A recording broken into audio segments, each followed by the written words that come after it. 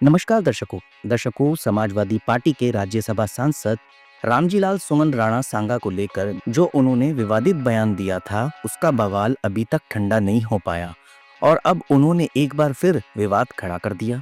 जी हां, अंबेडकर जयंती के मौके पर समाजवादी पार्टी के कार्यालय में आयोजित एक कार्यक्रम में रामजीलाल सुमन ने मंदिर के नीचे बौद्ध मठ होने की बात कही। उन्होंने कहा कि गड़े मुर्दे नहीं उखाड़ने चाहिए। दरअसल आगरा में समाजवादी पार्टी के कार्यालय में अंबेडकर जयंती के मौके पर आयोजित कार्यक्रम में राज्यसभा सांसद रामजीलाल सुमन ने बड़ा बयान दिया है। उन्होंने कहा कि गड़े मुर्दे मत उखाड़ो। तुम कहते हो हर मस्जिद के नीचे मंदिर है, तो हमें ये कहना पड़ेगा कि हर मंदिर के नीचे बौद्ध मठ है। रामजीलाल सुमन ने सपा कार्यालय में कार्यक्रम के दौरान अपने संबोधन में फिर विवादित बयान दे दिया है।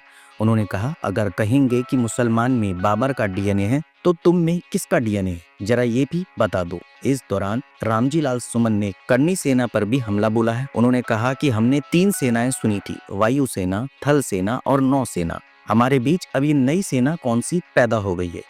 उच्च सदन के सपा सांसद ने कहा, चीन ने हमारी जमीन पर कब्जा कर लिया है। अरुणाचल प्रदेश को चीन अपने हिस्से में दिखाता है।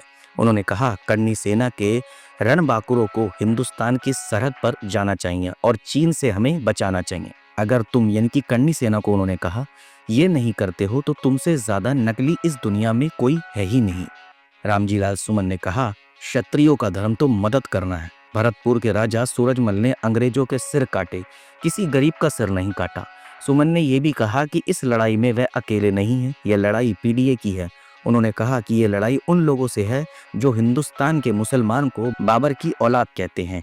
बता दें कि रामजीलाल सुमन के राणा सांगा वाले बयान पर काफी विवाद हो चुका है और करनी सेना ने उनके घर पर तोड़फोड़ के अलावा आगरा में एक बड़ा विरोध प्रदर्शन भी किया था। दूसरी ओर इस मुद्दे पर समाजवादी पार्टी के अध्यक्ष अखिलेश यादव अपने सांसद के समर्थन में है। वह 19 अप्रैल को आगरा जाकर रामजीलाल सुमन और उनके परिजनों से भी मुलाकात करेंगे। दर्शकों, बात जो भी हो, पर इस प्रकार के बयानों से आखिर होता क्या है। थे ये नेता, समझ में नहीं आता कि आखिर इस प्रकार के बयान देते क्यों हैं।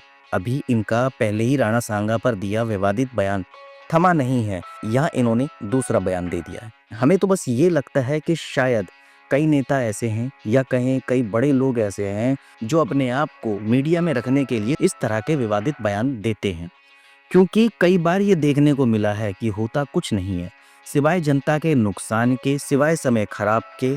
बस इन्होंने बयान दे दिया, बयान मीडिया में आ गया, चारों ओर बवाल मच गया और जब वो बयान ठंडा हो गया तो जाहिर सी बात है जिन्होंने वो बयान दिया वो फेमस हो गया।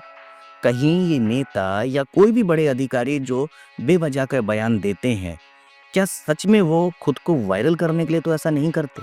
दर्शकों, करनी सेना का रामजीलाल सुमन के घर तोड़ फोड़ करना ये अच्छी बात नहीं थी, क्योंकि कानून को किसी को भी अपने हाथ में लेने की जरूरत नहीं है।